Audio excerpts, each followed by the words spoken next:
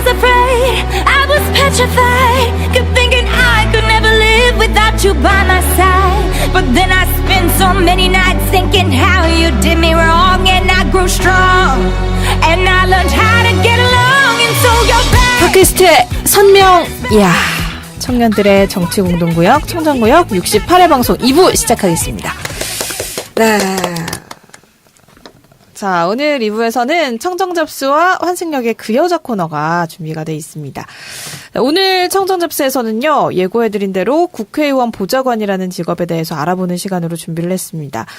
일단 이 작가님은 네. 어릴 때부터 정치가 꿈이셨다면서요. 네. 뭔가 이 국회의원 보좌관 한 번쯤은 해봤을 것 같은 생각이 드는데. 여러 번 생각했죠. 생각만 했어요? 네, 생각만 했죠. 그럼 어떻게? 생각만 했어요. 네. 야당 대변인. 그러니까 야당 대변인을 하려면 어떻게 해야 되지? 그래서 기자도 생각해봤고 보좌관도 생각해봤고. 근데 결국 장사에 다 망하게 먹었어요.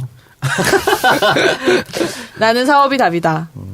이런 건가요? 우리 오창석 부위원장은 어때요? 저는 제가 정치할 거라 생각한 적이 별로 없었기 때문에. 했잖아요, 근데. 아니 그거는 이제 그 시대의 그 물결에 올라탔던 그러니까 거고. 사람 사는 건 모르는 게 뭐야. 정치할 생각이 1g도 없었던 게 국회의원 후보가 되고 정치할 생각을 머릿속에 항상 넣고 있었는데 못하고 지금 이렇게 하잖아. 저는 평생 못하잖아 이제. 그러네요. 진짜 할 수가 없죠, 이 작가님. 그러니까 많이 걸려가지고. 네. 재율이까지 말이야. 군대 보냈는데. 작정을 하고 군대 보내려고 그랬구만. 근데 일단 이 국회의원 보좌관이라는 직업에 대해서 우리 청정잡스 청취자분들도 좀 궁금해하시는 분들이 계실 것 같아서 저희가 이제 청정잡스 19번째 시간 함께 해줄 스페셜 게스트를 이 직업으로 모셨습니다. 아마도 뭐 보좌관 중에서는 가장 대중적으로 잘 알려진 분이 아닐까 싶은데 정청래 전 의원 보좌관에 이어서 현재는 손혜원 의원실에서 일하고 계신 김성회 보좌관이 나왔습니다. 안녕하세요. 네, 안녕하세요. 김성혜입니다. 네. 정권 바꾸고 청와대 갈 줄 알았더니. 청와대는 5년이니까요. 한참 생각하고 있었어.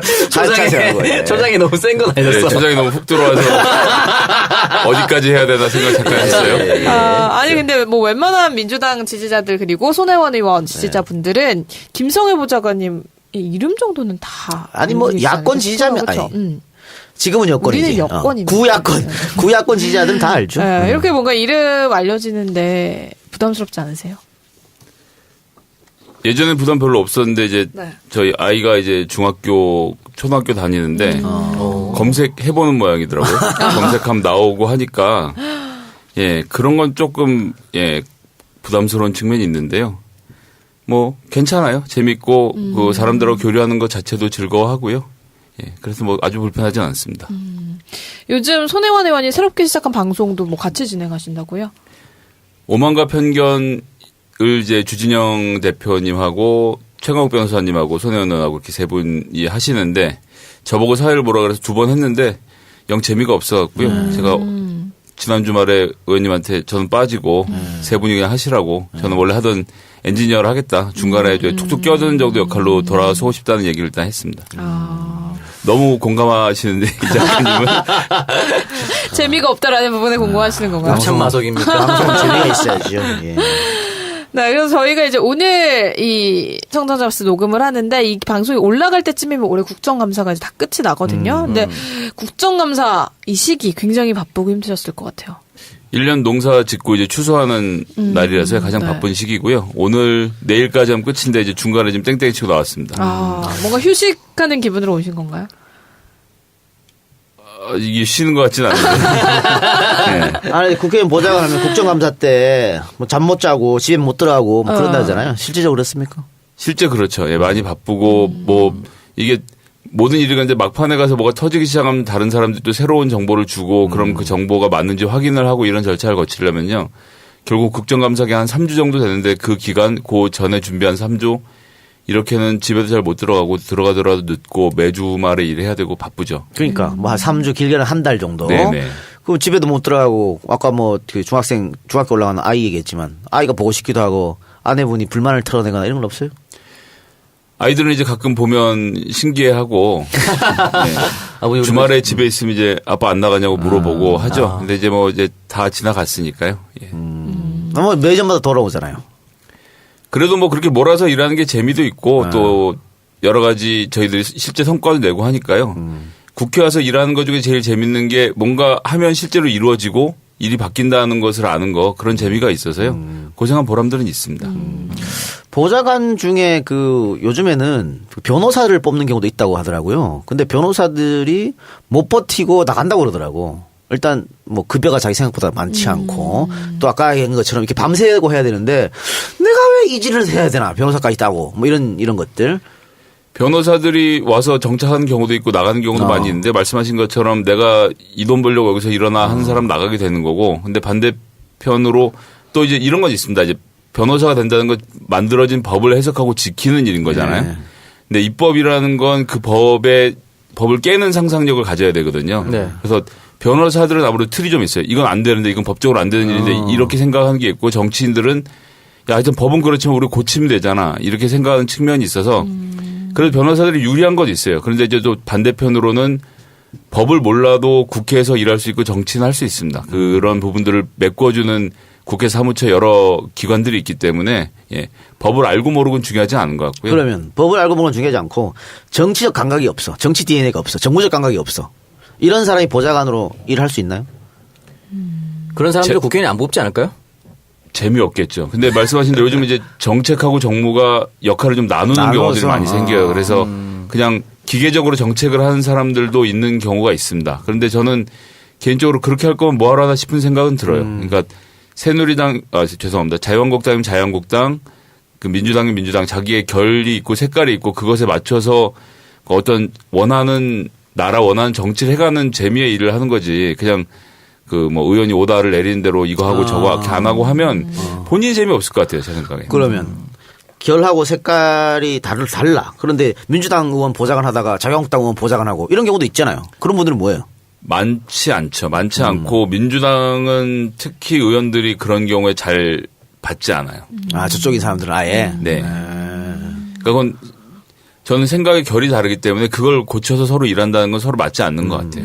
그게 무슨 낙인을 찍는 건 아니지만 어쨌든 서로 추구한 정책이 완전히 처음부터 다른 경우들이 많은데 그래서 예를 들면 국방위 전문 보좌관이다 이렇게 되면 사실은 뭐 여든 야든 왔다 갈 수 있는 일이라고 생각하는데 예. 분야가 다른 경우는 경제정책 이런 건 좀 완전히 보수와 진보가 다르잖아요. 예. 그거를 의원 성향에 맞춰서 한다 이러면 사실은 좀 서로 맞추기 힘들죠. 그렇지 않더라도 할 사람들이 많이 있기도 하고. 그리고 보통 이제 파리 목숨이라고 하잖아요, 보좌관. 발이 목숨이죠. 의원이 나가! 하면 그냥.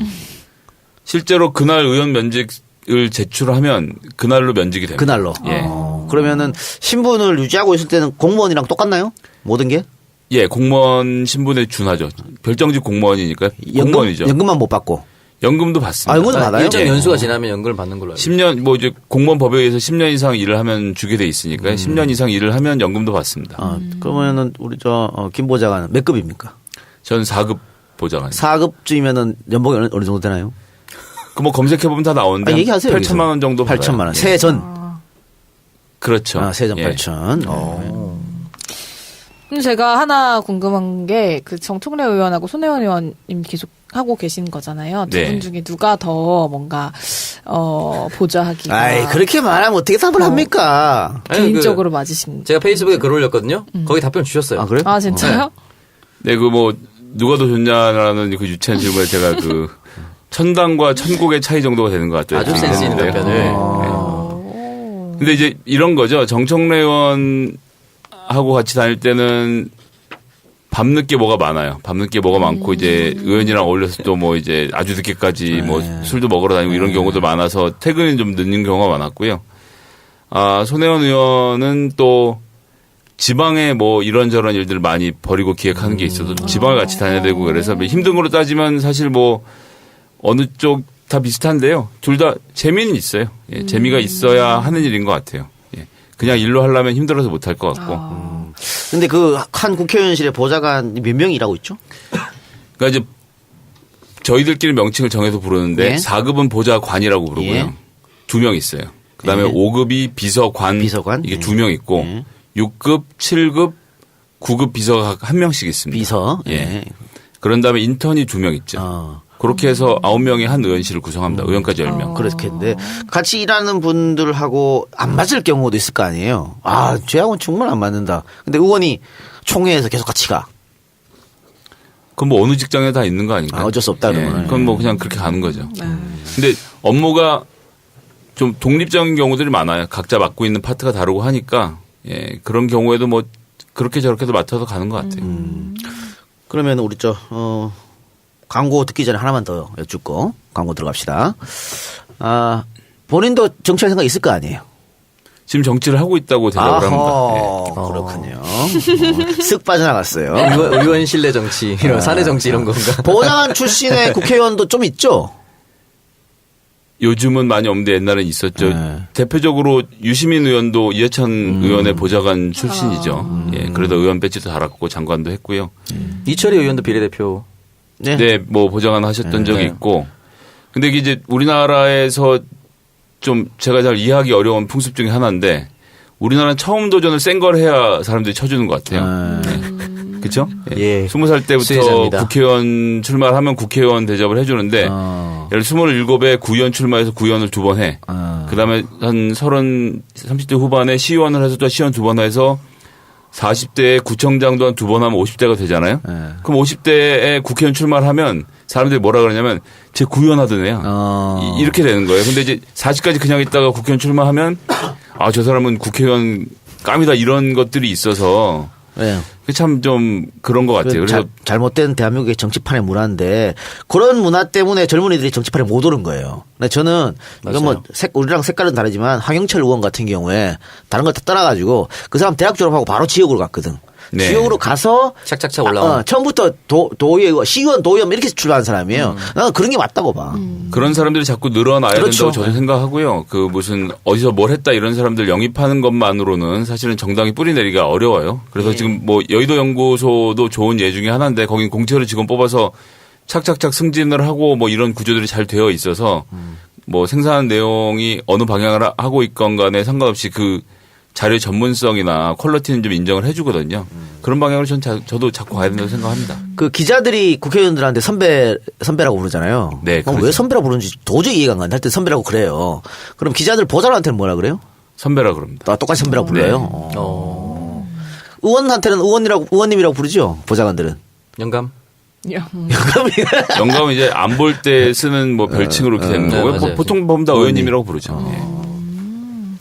알겠습니다. 저 같은 경우는 경애하는 손혜원 의원님 이렇게 꼭 말씀드립니다. 왜 낫지야? 네, 저희 오늘 청정잡스 국회의원 보좌관이라는 직업에 대해서 파헤쳐 보도록 할 텐데 파헤쳐 보기 전에 잠시 광고 듣고 와서 본격적인 이야기 이어가겠습니다. 네, 광고 듣고 왔습니다. 마포 세레나데에서 광고 보내주셨는데요. 프리미엄 이벤트 카페입니다. 결혼을 앞두고 프로포즈로 고민 중이신 분들, 100일, 1주년, 결혼기념일, 생일 이런 각종 기념일에 멋진 추억 만들고 싶으신 분들, 아름다운 서울의 한강 야경이 한눈에 내려다 보이는 이 프리미엄 이벤트 카페 마포 세레나데에서 사랑하는 사람에게 평소에 전하지 못했던 마음 표현해 보시길 바랍니다. 여기 직접 가보셨죠, 마포 세레나데? 네. 네. 저는 뭐 못 가봤지만 여자친구랑 한번 가보세요. 그렇게 하겠습니다. 좋아요. 네, 여러분 많은 연락 부탁드리겠습니다. 자, 그리고 두 번째 광고는 자생 나이스핏 광고인데요. 여러분의 다이어트를 위한 운동과 식기 조절이 결실을 맺을 수 있도록 돕는 정직한 파트너 나이스핏입니다. 통계적으로 1년 12달 중에 몸무게가 가장 가벼운 달이 바로 10월이라고 합니다. 이 미국 코넬대 식품 브랜드 연구소 브라이언 완싱크 박사가 2016년에 발표한 조사에 따르면요. 1년 중에 10월이 다이어트하기에 최적의 시기라고 합니다. 다이어트는 새해부터 혹은 내일부터 해야지 다짐만 하고 있는 분들 바로 지금이 이 다이어트 최적의 시기니까요. 지속 가능한 몸매 관리에 건강한 파트너 나이스핏과 함께 건강한 다이어트 시작해 보시길 바랍니다. 자, 여러분들의 건강한 다이어트를 응원하기 위해서 할인 쿠폰과 적립금 지급해 드린다고 하는데요. 나이스핏 자생몰 홈페이지에서 회원 가입하시고 나이스핏 구매해 주신 모든 분들에게 지급이 됩니다. 자, 구매 전에 회원 가입하셔서 혜택 받으시고요. 네이버에 나이스핏 다이어트라고 검색을 하시면 구매하실 수 있다고 합니다. 자, 저희 그러면은 우리 김성애 보좌관님과 함께 국회의원 보좌관이라는 직업에 대해서 본격적으로 좀 살펴보도록 하겠습니다. 일단 처음에 이 국회 보좌진으로 어떻게 가게 되신 건가요? 정말 어쩌다가. 어쩌다. 아닙니까? 어쩌다. 뭐 계획 잡고 한번 했습니까? 대학 졸업하고 군대 갔다 와서 첫 직장을 선거운동 사무실에 구했어요. 그전부터 정치에 관심을 많이 갖고 있어서 20대 후반이었는데, 근데 제가 선거운동을 했던 분이 떨어져서 이런 것을 좀 제대로 공부해보고 싶다 생각해서 미국에 유학을 갔다가 예. 근데 공부를 하진 않았고요. 한 10년 가까이 미국 살다가 네. 그 와중에 뭐 미국에서 할 수 있는 시민사회 운동 많이 했었고 노사모 활동을 열심히 했고요.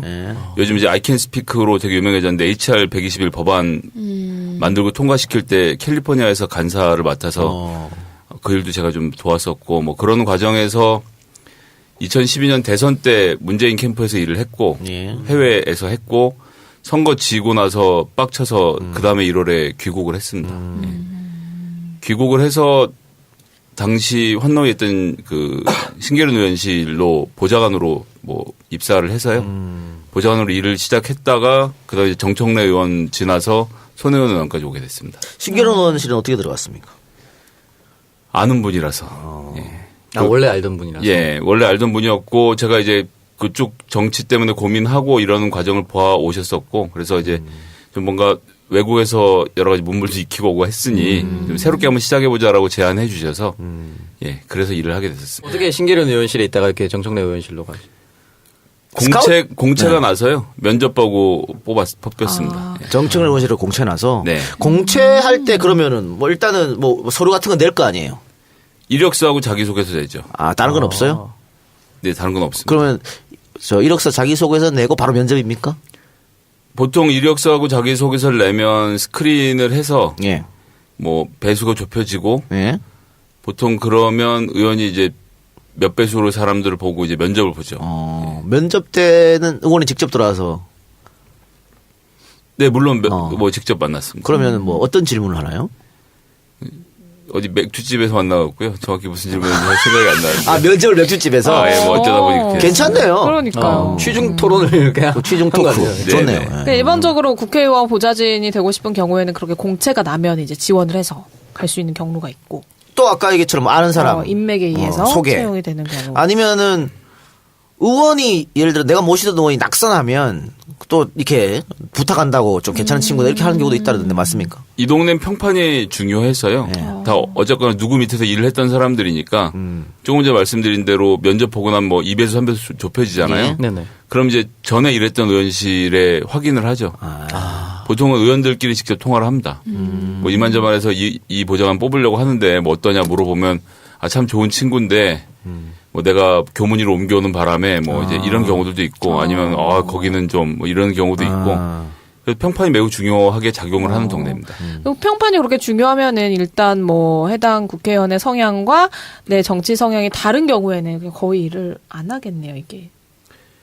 맞추기 쉽지 않죠. 예, 맞추기 쉽지 않고요. 그게 생각처럼 그렇게 막 할 수 있는 게 아니라서 의원들도 보좌관을 고르지만 보좌관들도 의원을 고르죠. 근데 그나마 우리 더불어민주당이 보좌진 스쿨이라고 해서 보좌진 양성 기관이 굉장히 괜찮게 돼 있습니다. 그런 것도 있어요? 있습니다. 그래서 그게 괜찮고 그 이외에 정치인을 키우는 뭐 더민주정치당 이런 건 완전히 망작이죠.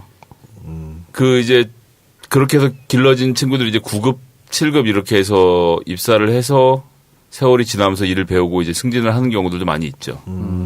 사실은 김성희 보좌관님 같은 경우는 너무 특별한 케이스예요. 미국에 10년 갔다 오고 뭐 이런 거 뭐 법안 발의하는데 캘리포니아 간사하고 이런 사람들 너무 특수한 케이스라 일반적으로는 사실 보좌진 스쿨이라든지 제가 알고 있는 청년 유니온이라는 단체에서 이렇게 알게 돼서 넘어가는 경우도 대부분이라고 하더라고요. 어차피 부위원장은 할 생각 없어요 보좌관? 정청래 의원이 제가 선거 낙선하고 왔을 때 저한테 얘기했어요. 아 그래 보좌관 하라고. 하지 그랬어. 민정수석이라고. 본인이 의원이 아닌데 뭐. 본인이 아웃됐을 때. 우리 출마도 못했는데 들어오라고 하면 5년을 4년을 어떻게 기다려. 이 고용은 어떻게 보장이 되는 형태인 건가요? 아니 요즘 이제 말씀드린 대로 뽑혔다가 다음 날에 나가야 돼요. 네, 그러니까 예. 의원들의 눈밖에 나면 절대 안 되는. 그렇죠. 그렇긴 한데 네. 꼭 그렇지도 않은 게 실력 있는 사람들은 내보내면 실력 있는 사람 또 찾기가 어렵거든요. 그렇지. 그러니까 뭐 생각하는 것처럼 의원들이 야 너는 눈빛이 마음에 안 들어 나가 이렇게 하는 경우는 잘 없고요. 보통은 예. 의원들하고 토론도 하면서 싫은 소리도 할 때도 저 사람이 능력 있으면은 내가 귀에 거슬려도 계속 쓸 수밖에 없어. 싫은 소리 못 들으면 사실 의원하기 어렵죠. 그렇죠. 예. 그래서 보좌관들이 아무 말도 못할 것 같지만 또 사실은 그 따로는 많이 얘기를 해요. 그런 얘기를 또 직접 대놓고 해줄 수 있는 사람의 풀이 넓지 않기 때문에 그렇죠. 국회의원 정도 되면 사실은 주변에 있는 사람들은 좋은 얘기만 하려고 하니까 맞아요. 쓴소리 못해요. 예, 안에서라도 좀 해주는 사람이 있어야 된다고 보는 거거든요. 그렇게 해서 있는 경우들도 있고 뭐 그걸 못 견디면 또 어쩔 수 없고 뭐 그건 300명의 의원에 따라 다 다른 것 같아요. 왜 그 교류를 같은 당 사람들 보좌관들하고만 교류를 좀 하나요? 아니면 다른 타당 보좌관들하고 좀 만나거나 뭐 술도 한잔하고 하나요?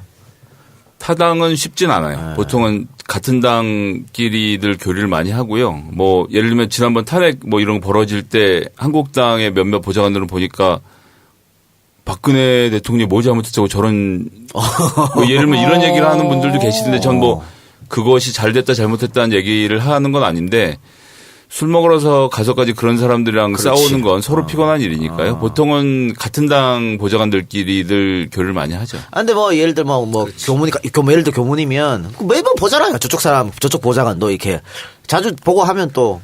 아니 근데 뭐 막상 건너편에 있고 교류를 할 일은 별로 없어요. 그렇군요. 예.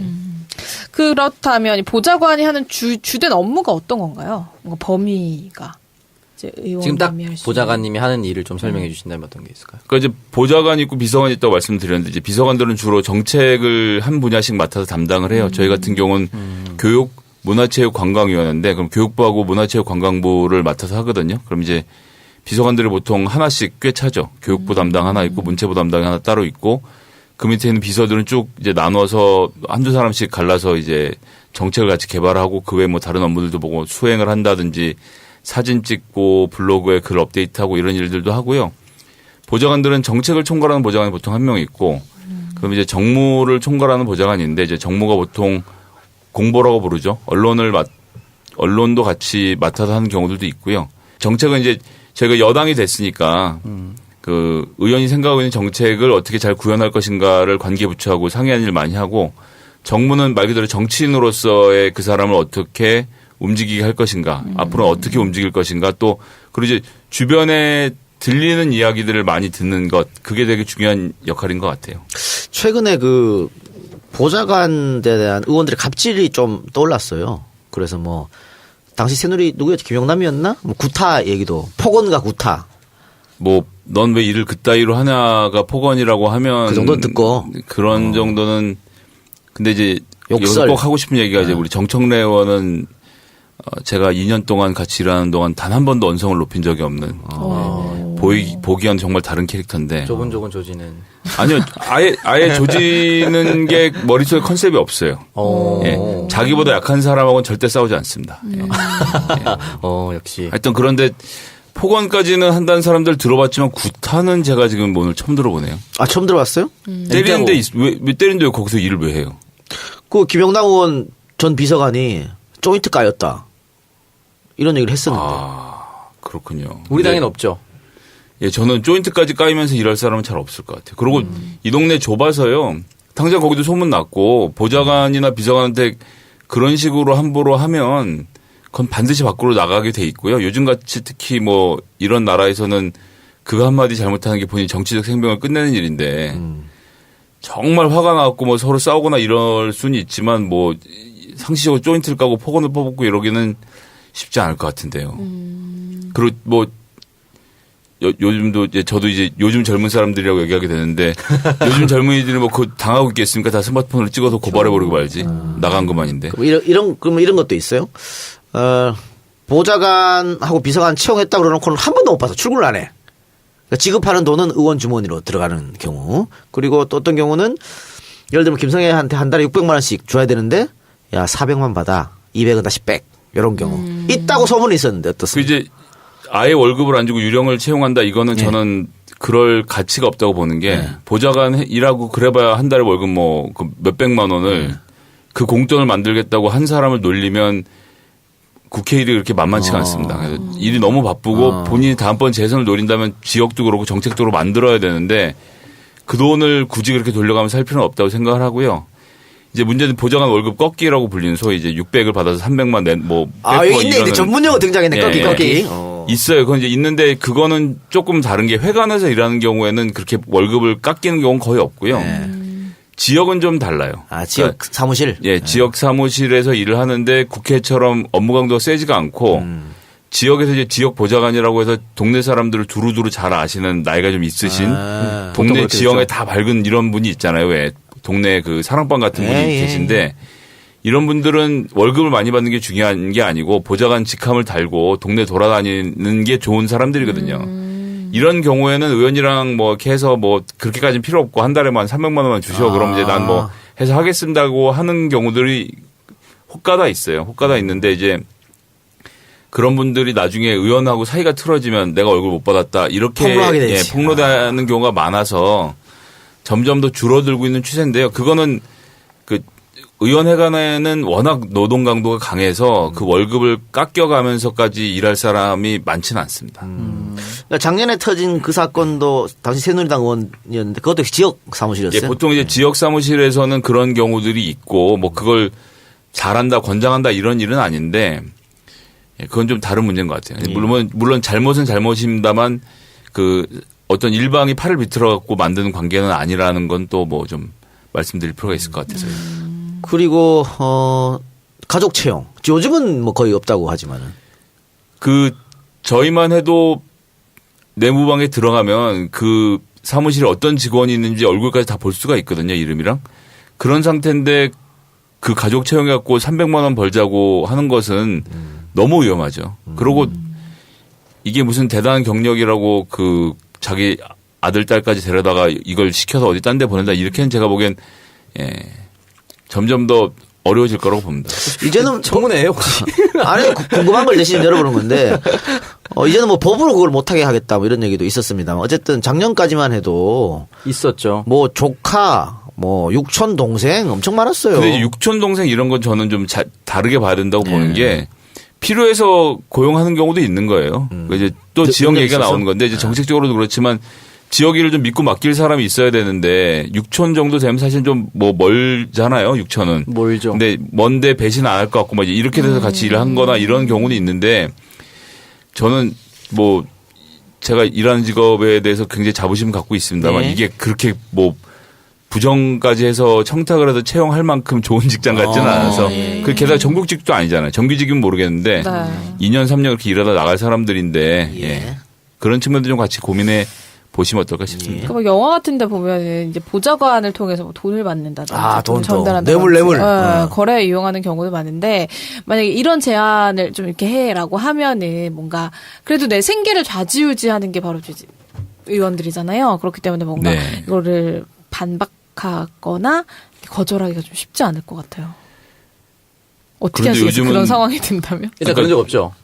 없고요. 네, 뭐 제가 같이 일하는 사람들이 어디서 누가 그런 걸 줄 깜냥도 아니라서 뭐 그런 일이 없었고 그다음에 더 중요하게는 보시면 알겠지만 국회의원들이 돈 500만 원, 300만 원, 1000만 원 받고도 지금 의원직을 상실할 정도로 굉장히 촘촘하게 감시가 되고 있어요. 네. 그래서 그 몇백만 원 받지 하고 보좌관한테까지 알려가면서 너 가서 돈 받아라 뭐 해라 이러는 의원들 글쎄 민주당에서는 저는 못 본 것 같습니다. 그리고 뭐 보좌관들끼리는 흉금을 털어놓고 얘기를 많이 하는데 뭐 의원이 이런 거 시켜서 괴롭다 이런 얘기를 들어본 적도 없고요. 그렇지. 옛날에는 있었을 수 있고 지금도 뭐 300명이 다 안 그런데 얘기 못 하겠지만 그렇게 그 본인의 윤리에 반하는 일을 시켜가면서까지 있을 직장은 아니라고 생각해요. 요즘 많이 투명해졌고 내가 의원이더라도 보좌관한테 그런 거 안 시키죠. 미쳤습니까? 뭐 요즘 뭐 동영상에 스마트폰으로 녹음도 다 되고 하는데 그 입만 잘못 열면 그냥 끝나는 거거든요, 사실은. 우리 아들한테도 그런 거 안 시켜.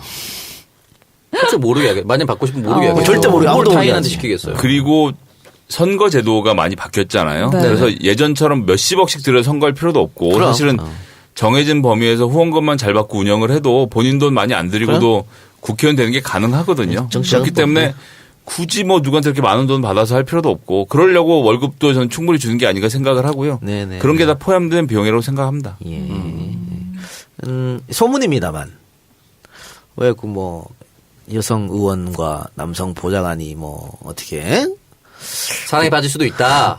아니 사랑이 아니고 뭐야? 아니 왜?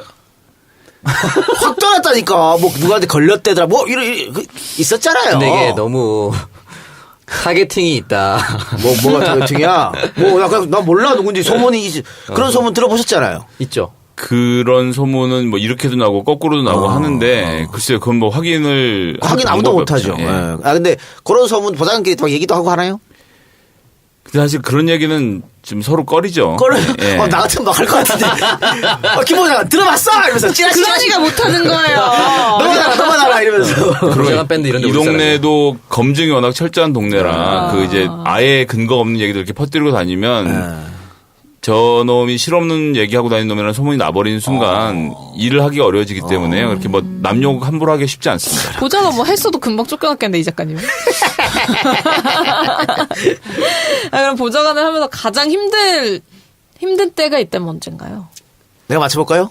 네. 모신 의원이 떨어졌을 때. 그렇죠. 예. 뭐 이제 저는 한번 겪기도 했는데요. 예. 떨어진 것도 아니고 컷오프가 된 거지. 근데 이제 컷오프가 되고 나서 이제 그 정청래 의원이 더컷 유세단 만들어서 제가 그래서 갔었는데. 예, 기억합니다. 예. 부산까지 내려가서 이렇게 뭐 여기저기 선거운동 하고 다니고 막 한 달 반쯤을 돌아다녔는데 어느 날 이렇게 정청래 의원 딱 보니까 이렇게 머리를 이렇게 항상 들고 다니거든요. 위로 스프레이 뿌려갖고 들고 다니는데 보니까 머리속이 휑한 거예요. 머리가 엄청 빠졌더라고. 그래서 저 컷오프에 되게 상심했나 보다. 이렇게 생각을 하고 있었는데 집에 와서 저도 머리 감고 나서 그 샤워하고 거울을 보는데 나도 휑하더라고. 그래서 이게 그 뭐랄까요. 마음고생이. 예, 마음고생하고 이제 뭐 억울한 마음 뭐 하여튼 등등등등 같이 겪어왔던 세월이니 이런 것들이 주마등처럼 떠오르니까 참 그 힘들었어요. 그러니까 그게 제일 힘들었어요. 돌이켜보니까 그러네요. 저도 그때 페이스북 친구 신청했을 거예요. 그때 글을 되게 멋있게 썼어요. 우린 끝까지 정청래 함께한다 이런 글을. 아니 뭐 멋있게 쓴 거 이제 악을 쓴 건데 악을 쓴 거였는데 그 글을 많은 분들이 좋아해 주시고 도와주셔서 그때 뭐 많이 큰 위로도 받고 응원도 되고 그랬었습니다. 엄청 멋진 글이었어요. 뭔가 그런 보좌관을 하면서 반대로 가장 좋을 때, 뿌듯할 때. 제가 이제 보좌관이 되기 전에는 뭐 노사모 때도 그랬고 시민사회단체에서 뭔가를 하면 막 한 달씩 뭐 열심히 공을 들여서 뭘 하잖아요. 근데 그것이 구체적인 성과를 내기 더 어렵다는 생각이 많이 들 때가 있었는데 국회에 와서 일을 하니까 이게 문제가 있어? 그럼 법을 바꿔야지 하고 막 법안을 내고 이제 공세를 하는 게 가능해지더라고요. 그래서 이제 국정감사 때도 특히 그렇지만 이런 것은 제도를 고쳐야 된다라고 얘기를 하고 이게 언론에 보도가 되고 실제로 제도가 바뀌는 과정들을 지켜보니까 그럴 땐 참 보람이 있었어요. 그러니까 뭔가 정말 바뀌는구나. 내가 정말 바꿀 수 있구나. 라는 생각들을 하게 됐고 이제 여당 생활 너무 짧아서 아직 잘 모르겠는데 여당 생활 좀 더 하게 되면 정책을 정말 전환하는 계기들이 많이 생길 것 같아서 그런 데 대한 기대는 있어요. 그러니까 하고 싶은 것들이 이루어지는 것에 대한 어떤 그 기쁨 이런 게 있죠. 그러니까 야당 의원 보좌관이었을 때와 여당 의원 보좌관이었을 때 뭐 차이점이라고 할까요? 차이점이 생기겠죠. 아직은 여당 한 지가 얼마 안 돼서 잘 모르겠어요. 아직은. 아무래도 그럴 것 같아요. 싸우고 저지하는 거에서 새로운 거 만드는 입장이면은 기분 되게 좋을 것 같아요. 예, 그러니까 국정감사 하면서도 이거 방어를 해야 되는데 왜 자꾸 공격만 하고 싶지 이런 얘기를 이제 저희 당 보좌관들끼리 모여서 많이 합니다. 저 갑자기 궁금한 게 생겼는데 정청래 의원 필리버스터 굉장히 오래 하셨잖아요. 네네. 그때 어떻게 보좌관이나 의원실에서 뭘 이렇게 도움을 주거나 어떻게 준비하셨어요 그때는? 그때 이제 의원이랑 앉아서 작전을 짰죠. 뭐 하자. 내용을 얘기하고 이런 내용 저런 내용이 있었으면 좋겠다라고 큰 그림은 의원이랑 같이 그리고 그럼 그 그림을 맞춰서 각 세부 주제를 직원들끼리 이제 파트를 나눠서 각자 분량을 준비해서 붙인 거죠. 붙였고 이제 기본적으로 그런데 이제 의원이 워낙 본인이 하는 분야 뼈대에 대해서는 빠삭하기 때문에 그렇죠. 본인 뭐 혹시 보신 분들이 계신지 모르겠는데 처음에 3시간 동안은 원고를 한 번도 안 보고 자기 얘기를 해요. 예. 3시간 동안 본인이 하고 싶었던 한국 정치에 대한 얘기를 다 한 다음에 3시간 뒤부터 이제 디테일한 내용을 들어가거든요. 뭐 그런 정도의 내공이 있었기 때문에 이렇게 준비하는 게 그렇게 어렵지는 않았어요. 참. 그러면은 보통 일반적으로 출퇴근 시간은 어떻게 되나요? 그게 뭐 대중 없는데.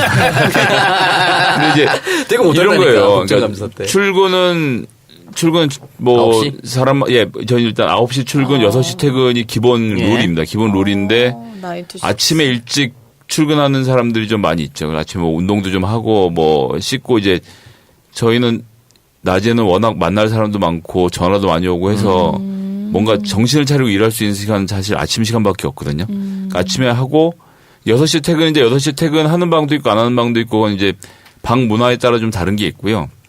근데 뭐 저 정도 되면 보장한 정도 되면 알아서 퇴근들 하는데 6시에 딱 나간다고 해도 그게 6시에 끝나면 집에 가느냐? 그렇지가 않은 게 또 뭐 잘 아시겠지만 뭐 기자들 만나고 또 뭐 다른 방 보좌관들도 만나야 되고 또 공무원들도 만나야 되고 만나서 밥도 먹고 얘기도 하고 이런 시간들이 있는데 그럼 이게 업무냐 아니냐고 되게 애매하잖아요. 이제 그런 거 생각하면 퇴근 시간도 사실 명확치는 않은 직업이죠.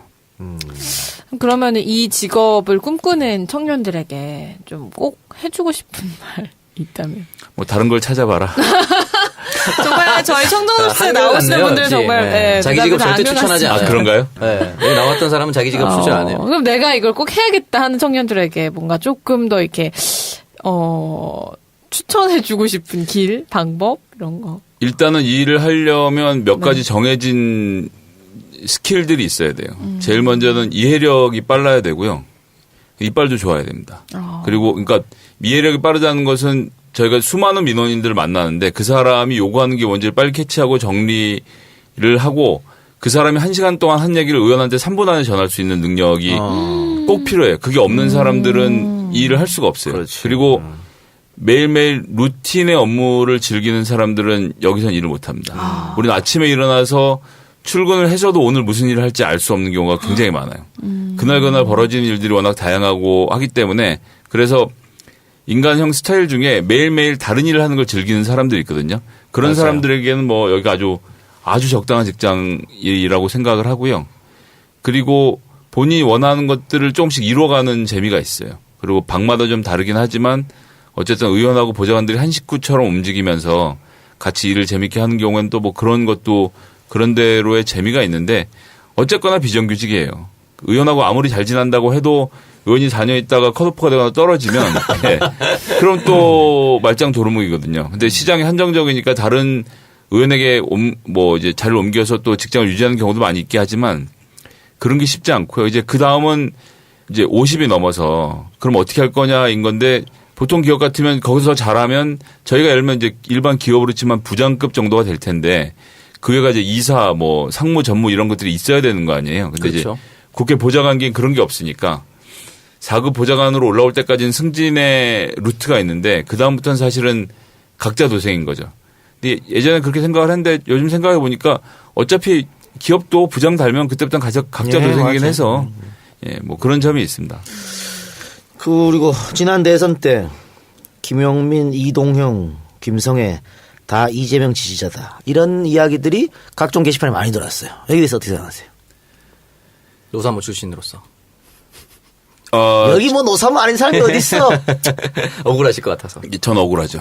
저는 그러니까. 더군다나 문재인 대선 캠프에서 팀장으로 일을 했던 사람인데 이재명 지지자라는 얘기를 듣는 건 사실은 좀 예, 전 이재명 시장이 아주 좋은 분이고 훌륭한 분이라고 생각을 하고 그리고 제가 이 국회에 들어오기 전부터 시작해서 국회에 활동을 하면서도 그 재윤경 의원하고 이제 주빌리은행 일을 같이 하고 이제 거기 이사로서 같이 일을 했던 것은 사실인데요. 그거 하고 이재명 시장을 지지하는 건 좀 별개의 문제인 것 같아요. 예, 뭐 아는 사람 따라서 다 지지하고 이러는 건 아니지 않습니까? 저는 문재인 대통령이 대통령이 되셔야 된다고 생각해서 2012년에도 미국에서 대선 캠프에서 일을 했었고요. 그래서 한국을 들어와서 단번에 꼭 정권을 바꾸고 있다 생각해서 정권을 바꾼 거라. 근데 뭐 억울하지까지는 않은데 어쨌든 뭐 제가 원하는 결과를 잘 얻었으니까. 근데 뭐 억울해 한다고 얘기도 소용없더라고요. 그냥 포기하면 변합니다. 예, 그 전 말씀드린 대로 대통령 선거 이겨서 예, 너무 그럼요. 즐겁고요. 예, 아주 기쁘게 생각을 하고 있습니다. 그럼 마지막으로 하나 더. 그 손혜원 의원이 의원 전에도 많이 만났잖아요. 그리고 그랬죠. 의원 홍보위원장 하실 때부터 많이 뵀죠. 예. 그리고 의원 후에는 이제 보좌관이 됐어요. 네네. 솔직히 말하면 다른 게 있을 것 같아요. 의원 전일 때 만나던 손혜원과 의원 후가 돼서 만난 사람. 저한테는 안 그러세요. 예. 그러니까 지금까지도 반말을 저한테 하지도 않으시고, 인격체로 대접을 매우 해주시고, 제가 오늘도 이제 오늘 여기 나오는 거를 금요일인가 제가 이제 피디님이랑 통화를 하고 난 다음에 뭐 주말이니까 보고 안 하고 있다 아침에 의원님한테 제가 신상 관련돼서 보고 드릴 게 있는데요. 그랬더니 신상. 의원 첫 대는 뭐냐면 아니 개인 신상을 왜 나한테 보고를 하냐고 하지 말라고. 그래서 아니 그래도 그게 아니라 우리 저 청정구역에 제가 나갈 일이 생겨서 그걸 저한테 왜 얘기하시는 거예요? 이러는 거죠. 예. 그럼 뭐 본인 알아서 할 일이지 김 보좌관 뭐 어딜 나가고 말고는 그걸 왜 저한테 얘기를 하는지 모르겠네요. 이렇게 할 정도로 뭐랄까 인격체로서의 대우를 잘 해주는 분이세요. 그래서 뭐 그전하고 지금하고 달라지는 건 더 친해졌고 제가 보좌관 된 다음에 뭐 신발도 사주시고 이런다는 거 그런 차이점이 있네요. 역시 멋지네요. 그때 한번 사고 쳤을 때도 뭐 사과를 알아서 하겠지 뭐 난 몰라 이러더라고. 그때 저한테 딱 한마디 하셨어요. 그것도 저기 톡으로 겁도 없이. 예. 그게 처음이고 끝이었고 그 전후로 저한테 직접 언급하신 적이 한 번도 없어서 팟캐스트 일부러 찾아서 들었어야 됐어요. 저한테 얘기를 안 하면서 어디 나가고 계속 관련된 말씀을 하시더라고요. 그래서 예, 그게 사실은 의원 입장에서 어떻게 생각하면 굉장히 불쾌했을 수도 있고 제가 필요 이상의 발언으로 해서 왜 그런 걸 하느냐라고 뭐 충분히 질책할 수 있는 내용이었는데 예, 그것도 역시 마찬가지로 업무 시간도 아니고 예, 업무 시간 밖에서 본인의 SNS에서 벌어진 일은 본인이 알아서 할 문제라고 생각했기 때문에 저한테는 예, 별말 없이 넘어갔던 기억이 있습니다. SNS 하면서 박수도 많이 받았고 저번처럼 욕도 얻어먹어 봤는데 SNS를 그렇게 활발하게 하는 이유는?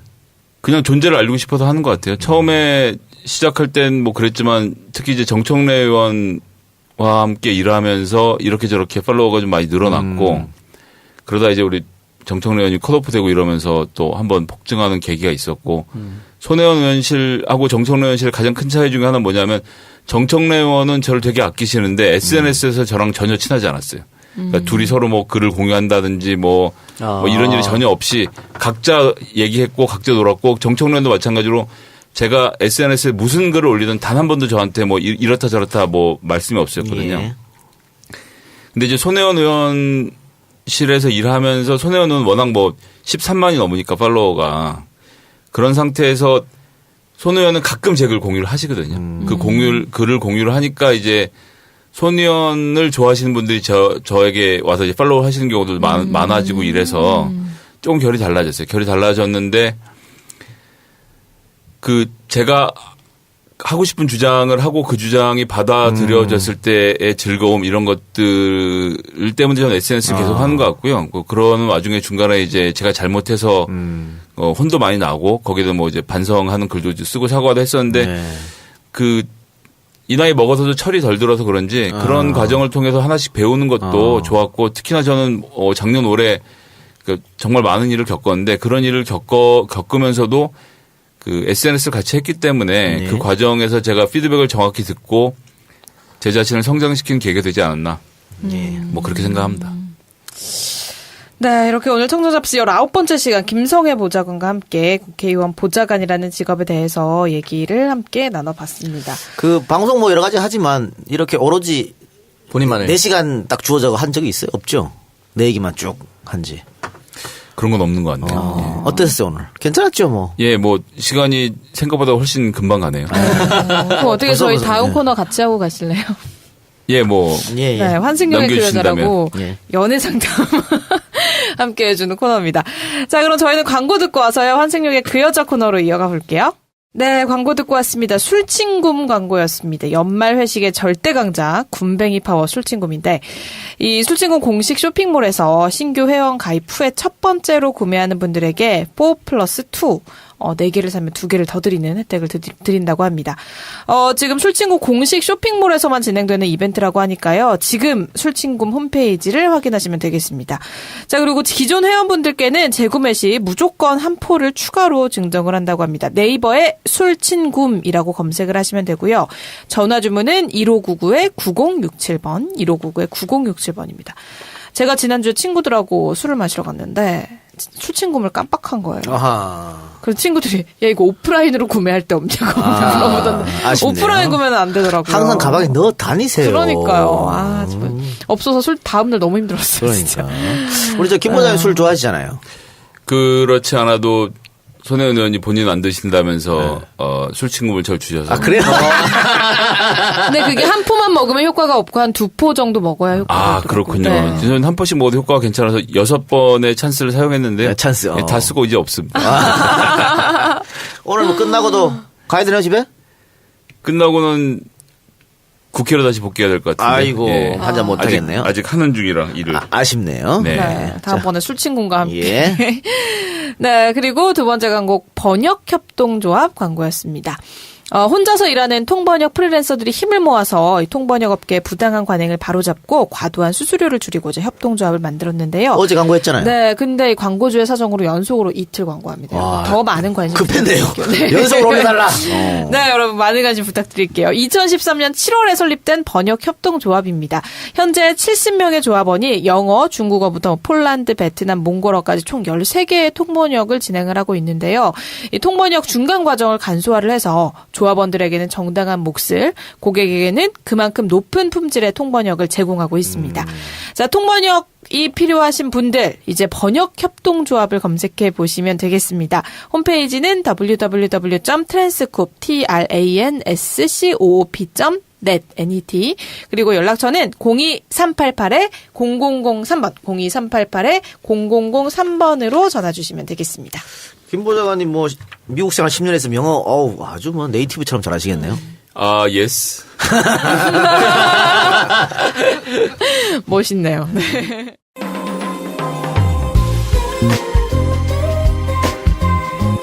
환승역의 그 여자. 네, 저희 환승역의 그 여자 코너 진행해 보겠습니다. 오늘 사연 읽어볼게요. 네. 안녕하세요. 저는 청정구역의 애청자입니다. 이거는 제 친구의 고민인데요. 워낙 상심하고 있는 것 같아서 환승역에 사연 보내봅니다. 제 친구가 2년 정도 사귄 동갑내기 여자친구가 있습니다. 둘 다 나이도 있고 해서 이제 결혼을 생각하고 있는 것 같은데요. 결혼을 위해서 이것저것 얘기를 나누던 중에 친구가 여자친구에 대해서 몰랐던 조금 충격적인 사실을 알게 됐다고 합니다. 여자친구의 어머니가 무속인이라는 겁니다. 무당이라고도 하죠. 친구의 여자친구는 성형외과의 상담실장으로 일하고 있는데 어릴 때 어머니와 아버지가 이혼하시고 홀어머니 밑에서 자랐다고 하더군요. 그동안은 어머니가 작은 사업을 하신다고만 알고 있었대요. 그런데 알고 보니 무속인이셨던 겁니다. 제 친구가 그러더라고요. 여자친구의 어머니가 무속인인 건 나보다 우리 부모님이 거품 물고 쓰러지실 일이라고요. 이 친구의 집안은 독실한 기독교 집안이라서요. 참 힘들겠다. 그렇다고 헤어지기에는 사랑하는 마음이 너무 커서 이러지도 저러지도 못하고 있는 것 같습니다. 사실 그 부분만 빼면 2년을 연애하면서 싸운 적이 거의 없을 정도로 둘이 잘 맞았다고 해요. 이런 이유로 여자친구와 헤어지면 다시는 이런 여성을 만날 수 없을 것 같아서 겁이 난다고 하네요. 친구에게 부모님께 슬쩍 한번 말씀드려봐 라고 했더니 안 그래도 다른 사람 얘기인 것처럼 부모님께 슬쩍 얘기를 비춰봤다고 하네요.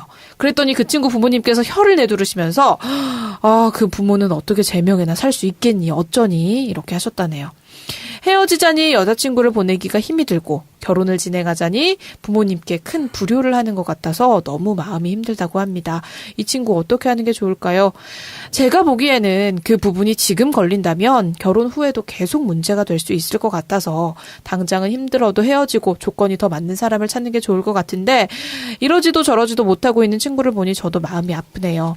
사연이 채택되면 친구와 함께 듣도록 하겠습니다. 세 분의 현명한 답변 기다리겠습니다. 라고.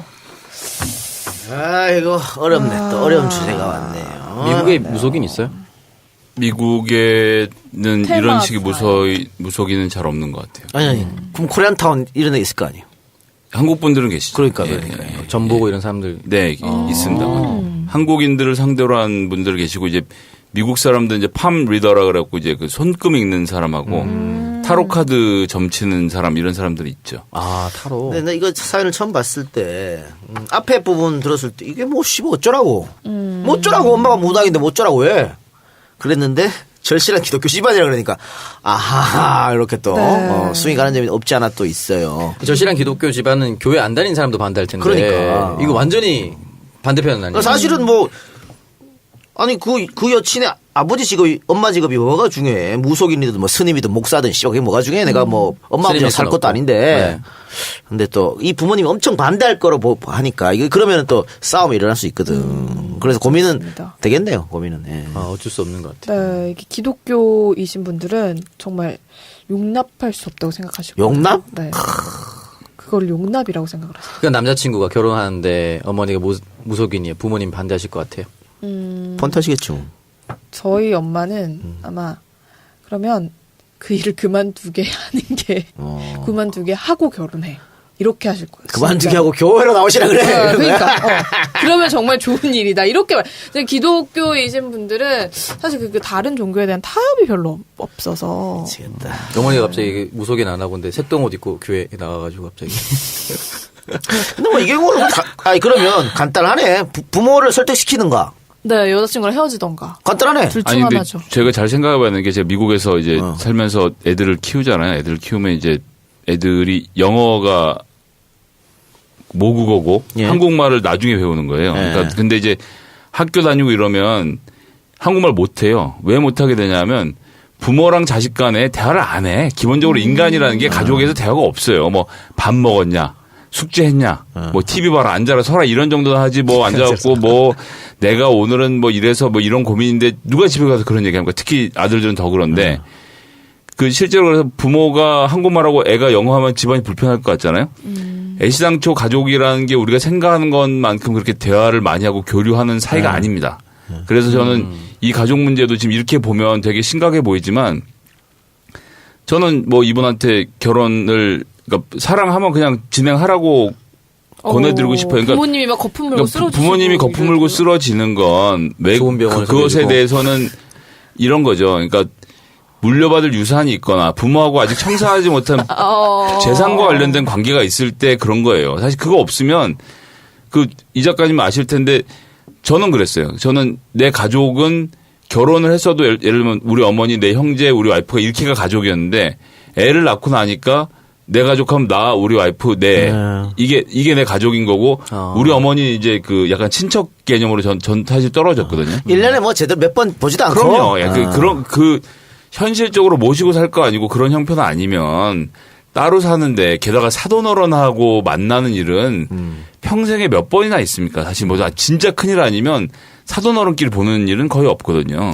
상견례 때 한 번, 결혼식 그렇죠. 때 한 번, 예.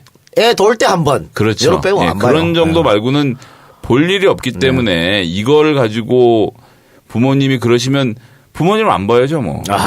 저는 그렇게 해서 자기 인생을 살아가야 되고 우리나라는 특히 그러니까 자식을 올해까지 붙잡고 있고 그래서 부모들이 자기 노후 대비 못하고 애들한테 돈 쓰는 것도 문제고 사실은 전 관계를 좀 서로 좀 이제 정리할 필요가 있다고 생각하기 때문에 전 이 건에 대해서는 그냥 만나고 싶으면 계속 만나라고 좀 말씀드리고 싶어요. 그러니까 부모를 설득하거나 안 되면 부모랑 인연을 끊어라. 아주 간단한 거잖아요. 근데 그게 또 거꾸로 안 끊어져요. 이만한 일에 절대 끊어지지 않습니다. 그래도 애 낳고 또 하면 또 다 또 받아줄 그럼요. 수도 있어. 아까 뭐 재산 얘기 이렇게 했었는데 우리 처갓집 바로 아랫집이 엄청 잘 살아요. 뭐 대저택에 아주. 그런데 남자가 와이프를 결혼할 친구를 데려왔는데 반대하는 거야. 왜요? 부모가. 왜? 그게 똑같은 거야. 그쪽 집안이 좀 많이 이제 경제적으로 안 좋고 격차가 있으니까. 직업도 하여튼 그래가지고 반대한 거야. 그래서 이 친구가 부모한테도 알리지 않고 자기들끼리 결혼해버렸어. 성인이니까. 해버렸다니까. 그래서 진짜 말 그대로 이 부모님 막 거품 물고 뭐 어쩌라고 해버렸는데 어떻게 알았냐면 결혼하는 청첩장 모바일 청첩장 있잖아요. 그거를 다른 데다 자기 부모들한테 안 주고 딴 데 친구들한테 뭐 뿌리다가 딱 걸린 거야. 근데 뭐 어떻게 둘이 그렇게 결혼해서 지금 둘이 살아요. 근데 그거 너무 부모님한테 불효하는 거 아니에요? 부모보다 더 좋은 거지 뭐 어떻게 해. 그리고 결국은 부모는 나중에 내가 받아들일 거야. 그러니까 난 불효라는 것도 뭐가 불효인지 잘 모르겠어요. 그러니까 내가 내 아들의 부인의 엄마가 무속인인 것으로 본인 마음이 아프면 그거는 본인 생각 많이 해봐야 되는 거예요. 아니, 이쪽으로 와갖고 기독교를 믿으면 큰일 난다고 한다가 아니면 사위한테 가갖고 너 당장 개종해라. 너 나 따라서 뭐 사장을 다니자. 이렇게 하면 좀 얘기가 달라지겠지만 그런 거 아니면 도대체 볼 일도 없는 사람이 뭘 하든 말든 무슨 상관이냐는 거죠. 도장님 혹시 종교 있어요? 저는 기독교인입니다. 예. 근데 이런 경우 있을 것 같아. 예를 들면은 저 신학교도 나왔습니다. 그래요? 예. 그래서 저는 그래서 말씀드리는 거예요. 부모하고 사이가 나쁘지 않아. 그래서 하고서도 부모하고 계속 좀 인연이 있을 것 같아. 자주 보고. 그럴 경우에는 이 문제 가지고 끊임없이 우리 부모하고도 싸우게 되고 저쪽 부모하고 싸우게 될 것 같아서 가정의 평화를 위해서 차라리 안 만나는 게 맞겠다. 그러면은 이 여성입니까 이게 상대가? 네, 여성이죠. 여성을 덜 사랑하는 거지 뭐. 안 그런가? 그렇죠. 제일 좋은 건 그냥 마음 가는 대로 하는 게 제일 좋은 것 같은데. 네. 근데 저는 이 남성분이 본인의 스스로를 한 번 더 생각을 해봤으면 좋겠어요. 이게 이제 저도 비슷한 얘기를 들은 적이 있는데 기독교잖아요. 아무래도 모태신앙들은 뭐 이렇게 독실하지 않아도 이렇게 먹고 자란 게 있어. 얘기를 듣고 자란 게 있으니까 나중에 뭐 내가 아이를 낳는데 아이가 막 심하게 아팠어. 심하게 아프면 이거 신병 아니야? 막 이런 생각이 들 수 있거든요. 그냥 스스로 뭔가. 신병 있어요, 신병. 그 마음속에 찝찝한 게 남아있으면 이게 신경 쓰일 수 있단 말이에요. 그래서 그런 부분을 자기가 좀 잘 생각해서 판단을 하고 이제 부모님과의 문제는 그 다음에 좀 나만 괜찮으면 사실 되는 거죠. 나만 괜찮으면 되지 뭐 그래. 이제 만일 둘의 문제가 있을 수도 있겠지. 이런 문제. 둘 사이의 문제가 생길 것 같아요. 둘 사이의 문제가 있으면 글쎄 이건 극복하기 쉬운 건 아닐 것 같아요. 이 남성분이 스스로 한번 되돌아봐야 될 것 같아요. 저는 김성애 보좌관님 쪽으로. 자, 하고 싶으면 무조건 가야 된다고 느끼는 게 부모님이 마음에 안 들어서 지금 고민한다는 거는 나와 평생 살 반려자 배우자의 검증을 내 기준이 아니라 부모님 기준에 맞추는 거잖아요. 자기 인생을 사는데 부모님 기준에 맞춰서 저는 살 필요 없다고 봅니다. 전 예를 들어서 여자친구가 낭비병이 심한데 어떻게 했으면 좋겠습니까? 물어본 건 헤어지라고 하겠어요. 그러니까 그 배우자의 문제가 있는 경우는 고쳐지기 쉽지가 않습니다. 그런데 이거는 그런 것도 아니고 그냥 단지 배우자의 부모의 어머니의 직업을 가지고 한다는 건 글쎄요, 저는 잘 되시길 바라겠습니다. 어떻게 보면 별일 아니라는 거네요. 그렇죠. 예, 그게 그 사람의 인생에서 큰 역할을 할 가능성이 제가 보기엔 거의 얼마나 없어요. 사귀었다 그랬지? 2년 사귀었다 그랬나? 2년. 네. 오래 사귀었네. 2년 동안 뭐 거의 싸운 적이 거의 없다라고 하면은 사실 그래요. 참 안타깝네요. 안타깝다기보다는 이분이 진짜 사랑한 걸로 결정을 내려야죠. 사랑으로. 근데 고민한다는 것 자체가 조금 그렇죠. 그렇다는 거죠. 근데 또 이게 웃겨봐. 그래서 부모님하고 연을 끊을 정도로 아까 그 저갓집 그 옆집에 사는 사람처럼 그건 아직 안 만나고 있는 걸로 알고 있는데 연을 끊었다 치자고. 연을 끊었게 그렇게 해서 그 사람이랑 좋아서 결혼했어. 근데 결혼하면 늘 행복하지 않거든? 야, 행복하지 않아. 항상 씨가 뭐 오빠 행복해 아니야. 그러면 그러다가 한 2년 뒤에 이혼하면은 그것도 좀 그럼 엄마한테 다시 돌아가 엄마가 금방 받아줘요. 아니 부모 해봐서 아실 거 아니에요. 엄마 아빠는 자식이 뭘 해도 다 용서하고 받아주기 때문에 돌아만 가면 돼요. 전 그래서 그건 뭐 큰 문제 아닐 것 같은데 효도는 뭐 마음 아프게 직장 잘 잡고 월급 잘 벌어서 용돈 두둑히 챙겨드리고 하면 그 관계 금방 회복됩니다. 아니, 기본적으로 한 몇 번 여러 차례 청정국에서 얘기했는데 특히 이제 우리나라 부모들 결혼할 때 반대하는 건 아니 왜 자기가 결혼하는데 반대를 해? 다 큰 어른들이 알아서 결혼한다는데 그것도 다른 이유도 아니고 말이야. 뭐 직장이 안 좋다든가. 옛날엔 지역 따졌잖아요. 전라도야? 안 돼. 이게 말이 되냐고 이게. 심지어 성씨가 같아서도 안 돼. 동성동본. 예, 뭐 어마어마한 이유가 많았어요. 이거 정말 이해 안 돼요. 이거는 부모가 자식이 아니 걔가 만약에 그렇게 반대하는 결혼에서 실패하더라도 아까 제 얘기처럼 그 사람 책임지는 거지 뭘 그거를. 3살 차이 안 돼도 있었어요. 3살 차이는 왜? 4살이 아니라서? 그러니까 3살 차이는 결혼하는 게 아니다. 사주상으로 뭐 그런 게 있대요. 진짜. 뭐 1살, 4살은 궁합도 안 본다고 하잖아요. 3살 차이는 3살 차이군. 저 1살 차이. 1살 차이에요? 네. 10살 차이. 네. 그럼 1살 차이는 절대 안 하죠, 우리는. 네. 저는 20대부터 즐거웠고, 이 작가는 이제 와서 즐거워지신 거니까 차이가 많이 있죠. 알겠습니다. 네, 그래서 한번 잘 고민해 보시고 좋은 결정 내리시길 바랄게요. 사랑으로 판단하시길 바랍니다. 네, 이렇게 환승역의 그 여자 코너와 함께 해봤습니다, 여러분. 사랑으로 판단을 했는데 진짜 정말 그 사람이 좋으면요. 아무것도 눈에 안 들어와요. 그러니까 이런 고민을 안 할 거예요. 부모 뭐 어쩌라고 부모도 안 들어와. 그러니까. 정말 진짜 하게 되면. 그래도 뭐 이렇게 된 거니까 한번 잘 고민해서 좋은 결정 내려보세요. 후기 있으면은 좀 보여주시고요. 근데 부모가 막 그렇게 해서 결혼을 반대하거나 했던 사람들 보면 나중에 본인도 그렇게 하더라고. 희한하게. 그래요? 내가 반대한 결혼을 아니, 해봤는데 저는- 절대 안 돼. 그러네.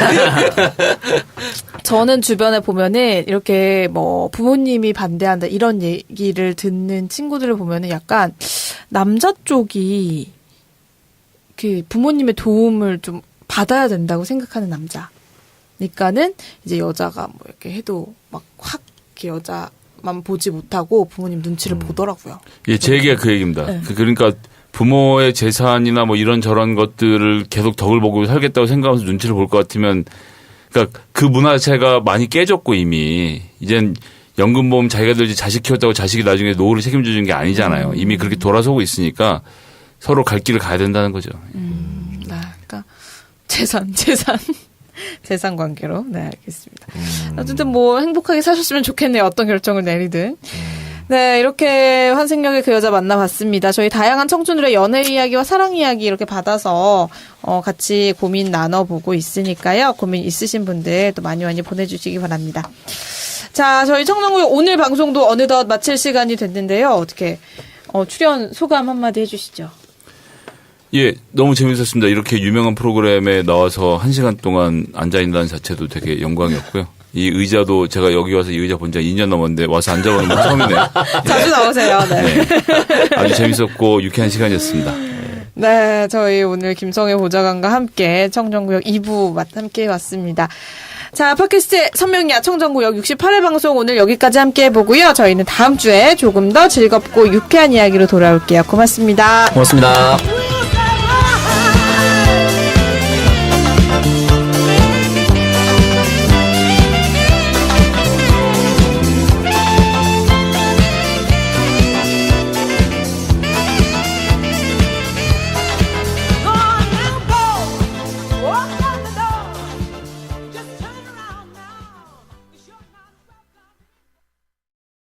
의원 보좌관이라는 직업에 대해서 본격적으로 좀 살펴보도록 하겠습니다. 일단 처음에 이 국회 보좌진으로 어떻게 가게 되신 건가요? 정말 어쩌다가. 아닙니까? 어쩌다. 뭐 계획 잡고 한번 했습니까? 대학 졸업하고 군대 갔다 와서 첫 직장을 선거운동 사무실에 구했어요. 그전부터 정치에 관심 많이 갖고 있었어서 20대 후반이었는데 근데 제가 선거운동을 했던 분이 떨어져서 이런 것을 좀 제대로 공부해보고 싶다 생각해서 미국에 유학을 갔다가 예. 근데 공부를 하진 않았고요. 한 10년 가까이 미국 살다가 그 와중에 뭐 미국에서 할 수 있는 시민사회 운동 많이 했었고 노사모 활동을 열심히 했고요. 요즘 이제 I Can Speak로 되게 유명해졌는데 HR 121 법안 만들고 통과시킬 때 캘리포니아에서 간사를 맡아서 그 일도 제가 좀 도왔었고 뭐 그런 과정에서 2012년 대선 때 문재인 캠프에서 일을 했고 해외에서 했고 선거 지고 나서 빡쳐서 그다음에 1월에 귀국을 했습니다. 귀국을 해서 당시 환노에 있던 그 신계륜 의원실로 보좌관으로 뭐 입사를 해서요. 보좌관으로 일을 시작했다가 그다음에 정청래 의원 지나서 손혜원 의원까지 오게 됐습니다. 신계륜 의원실은 어떻게 들어갔습니까? 아는 분이라서. 예. 원래 알던 분이라서. 예, 원래 알던 분이었고 제가 이제 그쪽 정치 때문에 고민하고 이러는 과정을 보아 오셨었고 그래서 이제 좀 뭔가 외국에서 여러 가지 문물도 익히고 오고 했으니 좀 새롭게 한번 시작해보자라고 제안해 주셔서 예, 그래서 일을 하게 됐었습니다. 어떻게 신계륜 의원실에 있다가 이렇게 정청래 의원실로 가시? 공채가 나서요. 면접 보고 뽑혔습니다. 예. 정청래 의원실을 공채나서 네. 공채할 때 그러면은 뭐 일단은 뭐 서류 같은 거 낼 거 아니에요. 이력서하고 자기소개서 되죠. 다른 건 없어요? 네, 다른 건 없습니다. 그러면 저 이력서 자기소개서 내고 바로 면접입니까? 보통 이력서하고 자기소개서를 내면 스크린을 해서 예. 뭐 배수가 좁혀지고 예. 보통 그러면 의원이 이제 몇 배수로 사람들을 보고 이제 면접을 보죠. 면접 때는 의원이 직접 들어와서 네, 물론 뭐 직접 만났습니다. 그러면 뭐 어떤 질문을 하나요? 어디 맥주집에서 만나갖고요. 정확히 무슨 질문인지 생각이 안 나는데. 면접을 맥주집에서? 예, 뭐 어쩌다 보니 그렇게 괜찮네요. 그러니까요. 취중 토론을 이렇게 취중 토크. 좋네요. 네네. 네, 일반적으로 국회의원 보좌진이 되고 싶은 경우에는 그렇게 공채가 나면 이제 지원을 해서 갈 수 있는 경로가 있고. 또 아까 얘기처럼 아는 사람. 인맥에 의해서 소개. 채용이 되는 경우. 아니면은 의원이 예를 들어 내가 모시던 의원이 낙선하면 또 이렇게 부탁한다고 좀 괜찮은 친구다 이렇게 하는 경우도 있다던데 맞습니까? 이 동네는 평판이 중요해서요.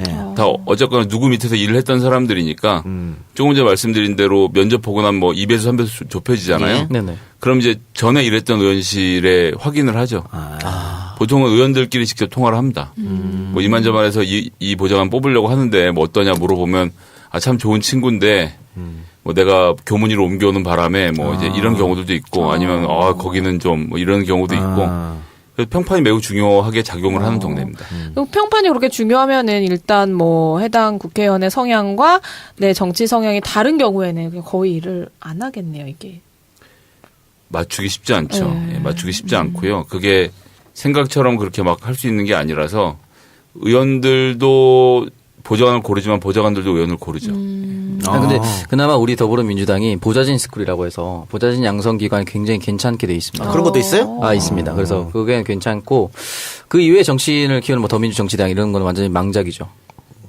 그 이제 그렇게 해서 길러진 친구들이 이제 9급, 7급 이렇게 해서 입사를 해서 세월이 지나면서 일을 배우고 이제 승진을 하는 경우들도 많이 있죠.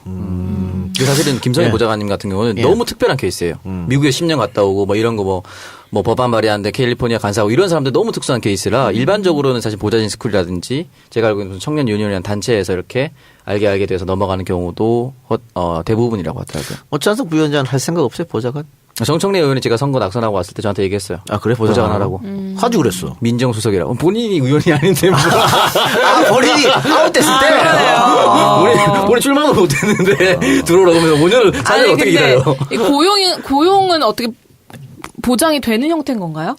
아니, 요즘 이제 말씀드린 대로 뽑혔다가 다음 날에도 나가면 나가야 돼요. 네, 그러니까 예. 의원들의 눈밖에 나면 절대 안 되는.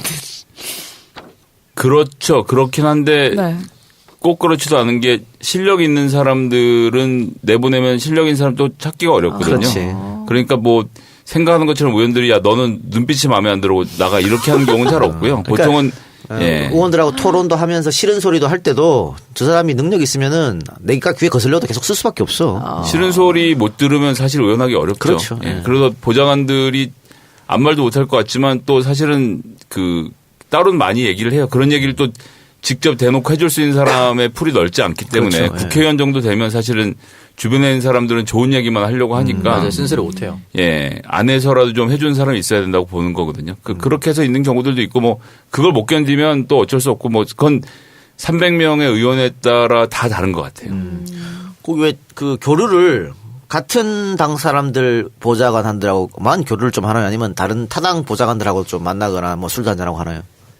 타당은 쉽진 않아요. 보통은 같은 당끼리들 교류를 많이 하고요. 뭐 예를 들면 지난번 탄핵 뭐 이런 거 벌어질 때 한국당의 몇몇 보좌관들은 보니까 박근혜 대통령이 뭐 잘못했다고 저런 뭐 예를 들면 이런 얘기를 하는 분들도 계시는데 전 뭐 그것이 잘 됐다 잘못했다는 얘기를 하는 건 아닌데 술 먹으러서 가서까지 그런 사람들이랑 그렇지. 싸우는 건 서로 피곤한 일이니까요. 보통은 같은 당 보좌관들끼리들 교류를 많이 하죠. 아, 근데 뭐 예를 들어 뭐 예를 들어 교문이면 매번 보잖아요. 저쪽 사람, 저쪽 보좌관도 이렇게 자주 보고 하면 또.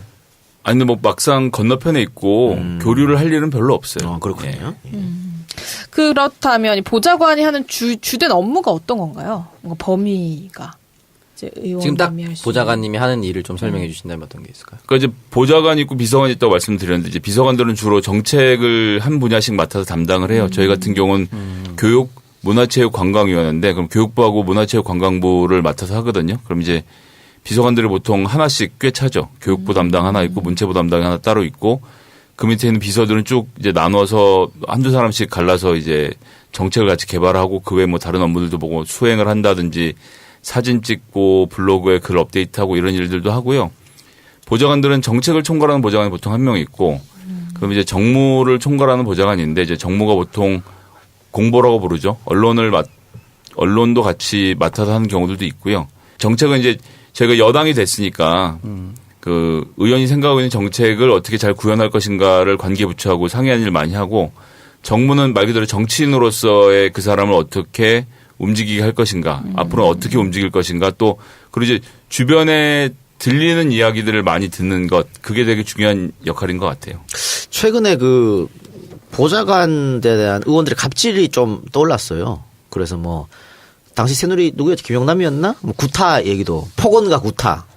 뭐 넌 왜 일을 그따위로 하냐가 폭언이라고 하면 그 정도는 듣고. 그런 정도는 근데 이제 욕설. 여기서 꼭 하고 싶은 얘기가 이제 우리 정청래 의원은 제가 2년 동안 같이 일하는 동안 단 한 번도 언성을 높인 적이 없는 보기와는 정말 다른 캐릭터인데 조곤조곤 조지는. 아니요 아예 조지는 게 머릿속에 컨셉이 없어요. 예, 자기보다 약한 사람하고는 절대 싸우지 않습니다. 예. 역시. 하여튼 그런데 폭언까지는 한다는 사람들 들어봤지만 구타는 제가 지금 오늘 처음 들어보네요. 아, 처음 들어봤어요? 때리는데 왜 때리는데 거기서 일을 왜 해요? 그 김영남 의원 전 비서관이 조인트 까였다. 이런 얘기를 했었는데. 아 그렇군요. 우리 근데 당엔 없죠. 예, 저는 조인트까지 까이면서 일할 사람은 잘 없을 것 같아요. 그리고 이 동네 좁아서요.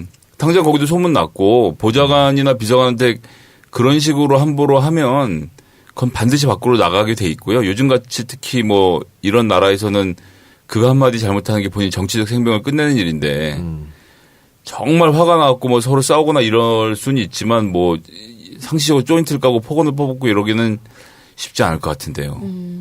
그리고 뭐 요즘도 이제 저도 이제 요즘 젊은 사람들이라고 얘기하게 되는데 요즘 젊은이들이 뭐 그거 당하고 있겠습니까? 다 스마트폰을 찍어서 고발해버리고 말지.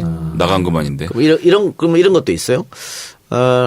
보좌관하고 비서관 채용했다 그러놓고는 한 번도 못 봐서 출근을 안 해. 그러니까 지급하는 돈은 의원 주머니로 들어가는 경우. 그리고 또 어떤 경우는 예를 들면 김성애한테 한 달에 600만 원씩 줘야 되는데 야 400만 받아. 200은 다시 백. 이런 경우. 있다고 소문이 있었는데 그 어떻습니까? 이제 아예 월급을 안 주고 유령을 채용한다 이거는 저는 그럴 가치가 없다고 보는 게 보좌관 일하고 그래봐야 한 달에 월급 뭐 몇백만 원을 그 공돈을 만들겠다고 한 사람을 놀리면 국회일이 그렇게 만만치가 않습니다. 그래서 일이 너무 바쁘고 본인이 다음번 재선을 노린다면 지역 구급 비서가 한 명씩 있습니다. 비서. 예. 그런 다음에 인턴이 2명 있죠. 그렇게 해서 9명이 한 의원실을 구성합니다. 의원까지 10명. 그렇겠는데 같이 일하는 분들하고 안 맞을 경우도 있을 거 아니에요. 아, 쟤하고는 정말 안 맞는다. 근데 의원이 총회에서 계속 같이 가. 그건 뭐 어느 직장에 다 있는 거 아닌가요? 아, 어쩔 수 없다 그러면. 그건 뭐 그냥 그렇게 가는 거죠. 근데 업무가 좀 독립적인 경우들이 많아요. 각자 맡고 있는 파트가 다르고 하니까 예, 그런 경우에도 뭐 그렇게 저렇게도 맡아서 가는 것 같아요.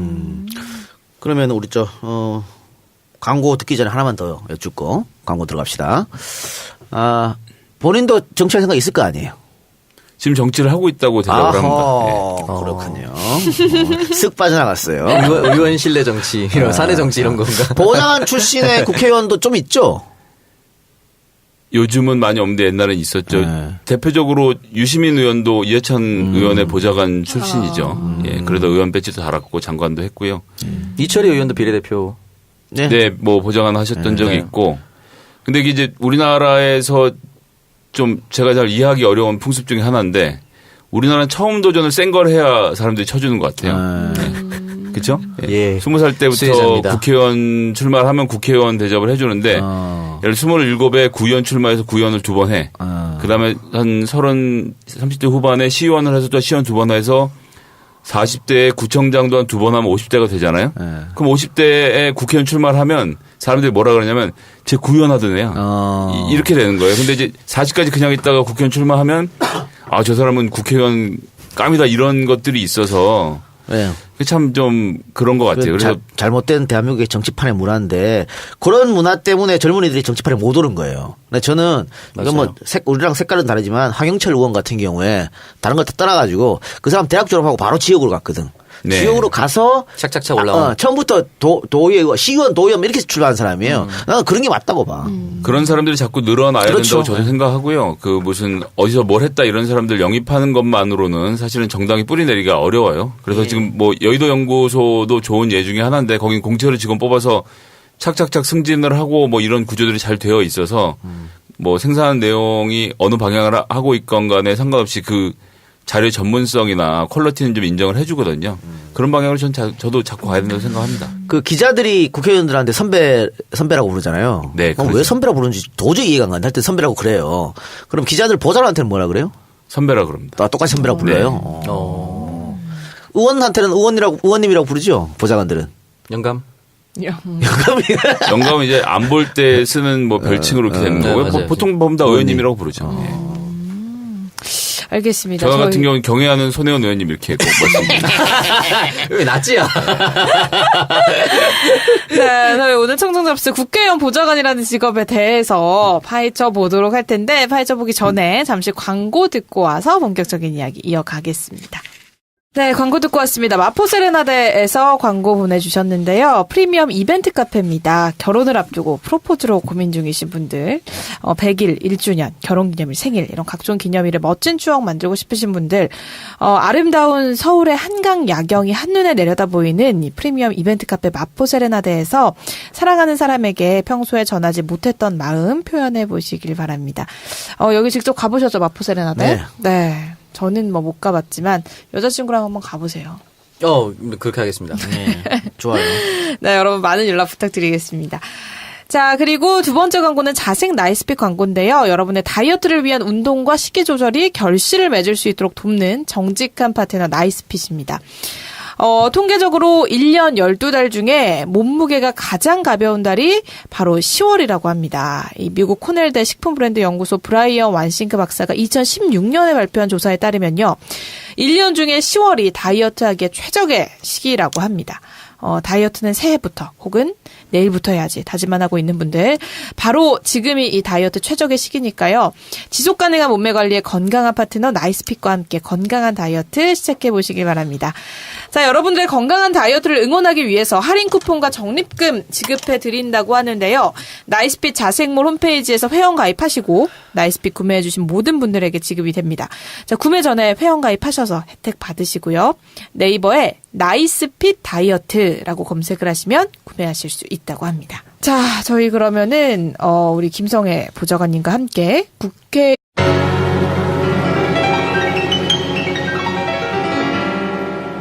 At first I was afraid, I was petrified, kept thinking I could never live without you by my side. But then I spent so many nights thinking how you did me wrong, and I grew strong, and I learned how to get along, and so you're back. 팟캐스트의 선명, 이야, 청년들의 정치공동구역, 청정구역 68회 방송 2부 시작하겠습니다. 네. 자, 오늘 2부에서는 청정접수와 환승역의 그 여자 코너가 준비가 돼 있습니다. 오늘 청정접수에서는요, 예고해드린 대로 국회의원 보좌관이라는 직업에 대해서 알아보는 시간으로 준비를 했습니다. 일단 이 작가님은 네. 어릴 때부터 정치가 꿈이셨다면서요. 네. 뭔가 이 국회의원 보좌관 한 번쯤은 해봤을 것 같은 생각이 드는데. 여러 번 생각했죠. 생각만 했어요? 네, 생각만 했죠. 그럼 어떻게? 생각만 했어요. 네. 야당 대변인. 그러니까 야당 대변인을 하려면 어떻게 해야 되지? 그래서 기자도 생각해봤고 보좌관도 생각해봤고. 근데 결국 장사에다 망해 먹었어요. 나는 사업이 답이다. 이런 건가요? 우리 오창석 부위원장은 어때요? 저는 제가 정치할 거라 생각한 적이 별로 없었기 때문에. 했잖아요, 근데. 아니 그거는 이제 그 시대의 그 물결에 올라탔던 그러니까 거고. 사람 사는 건 모르는 게 봐. 정치할 생각이 1g도 없었던 게 국회의원 후보가 되고 정치할 생각을 머릿속에 항상 놓고 있었는데 못하고 지금 이렇게 잖아. 저는 평생 못하잖아 이제. 그러네요. 앞으로 할 수가 없죠, 이 작가님. 그러니까 많이 걸려가지고. 네. 재율이까지 말이야. 군대 보냈는데. 작정을 하고 군대 보내려고 그랬구만. 네, 일단 이 국회의원 보좌관이라는 직업에 대해서 우리 청정잡스 청취자분들도 좀 궁금해하시는 분들이 계실 것 같아서 저희가 이제 청정잡스 19번째 시간 함께 해줄 스페셜 게스트를 이 직업으로 모셨습니다.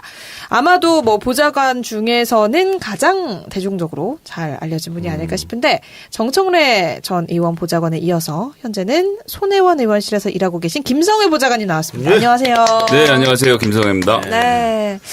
정권 바꾸고 청와대 갈 줄 알았더니. 청와대는 5년이니까요. 한참 생각하고 있었어. 한참 생각하고 있었어. 초장이 너무 센 건 네, 아니었어. 조장이 너무 훅 들어와서 어디까지 해야 되나 생각 잠깐 했어요.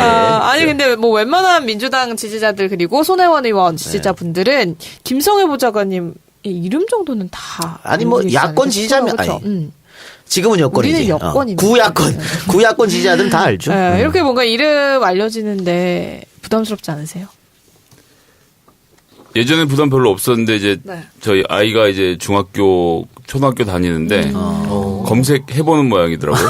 검색하면 나오고 하니까 그런 건 조금 부담스러운 측면이 있는데요. 뭐 괜찮아요. 재밌고 그 사람들하고 교류하는 것 자체도 즐거워하고요. 예, 그래서 뭐 아주 불편하진 않습니다. 요즘 손혜원 의원이 새롭게 시작한 방송도 뭐 같이 진행하신다고요? 오만과 편견을 이제 주진영 대표님하고 최강욱 변호사님하고 손혜원 의원하고 이렇게 세 분이 하시는데 저보고 사회를 보라 그래서 2번 했는데 영 재미가 없어갖고요. 제가 지난 주말에 의원님한테 저는 빠지고 세 분이 그냥 하시라고 저는 원래 하던 엔지니어를 하겠다. 중간에 툭툭 끼어드는 정도 역할로 돌아서고 싶다는 얘기를 일단 했습니다. 너무 공감하시는데 이 작가님은 재미가 없다라는 부분에 공감하시는 건가요? 참 마속입니까? 항상 재미가 있어야죠. 예.